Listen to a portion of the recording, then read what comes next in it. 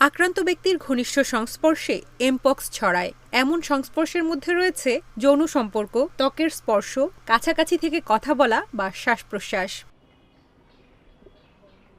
বিশ্ব স্বাস্থ্য সংস্থার তথ্য মতে ভাইরাসটি শরীরে প্রবেশ করে ত্বক, শ্বাস-প্রশ্বাস, চোখ, নাক কিংবা মুখের মধ্য দিয়ে। এছাড়া আক্রান্ত ব্যক্তির ব্যবহৃত বিছানাপত্র, জামাকাপড় ও তোয়ালে স্পর্শ করেও ছড়িয়ে পড়তে পারে এমপক্স। সমকামী ও উভকামী পুরুষদের মধ্যে এমপক্সের সংক্রমণ বেশি বলে জানা গেছে। ফলে বিশেষজ্ঞদের অনেকে মনে করছেন অরক্ষিত যৌন সম্পর্ক থেকে এই ভাইরাস ছড়াতে পারে।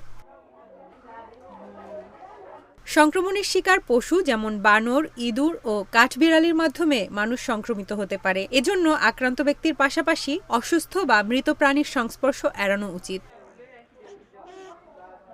সম্প্রতি আফ্রিকার দেশগুলোতে উদ্বেগজনক হারে ছড়িয়ে পড়ে এমপক্স। এমন পরিস্থিতিতে বিশ্বব্যাপী জনস্বাস্থ্য জরুরি অবস্থা জারি করে বিশ্ব স্বাস্থ্য সংস্থা WHO। ব্রিটিশ সংবাদ মাধ্যম বিবিসির প্রতিবেদনে এসব তথ্য জানা গেছে। গত 2 বছরের মধ্যে এ নিয়ে দ্বিতীয়বারের মতো এমপক্সের কারণে জরুরি অবস্থা জারি করা হলো। এর আগে 2022 সালে প্রাদুর্ভাবের কারণে জরুরি অবস্থা জারি করা হয়েছিল।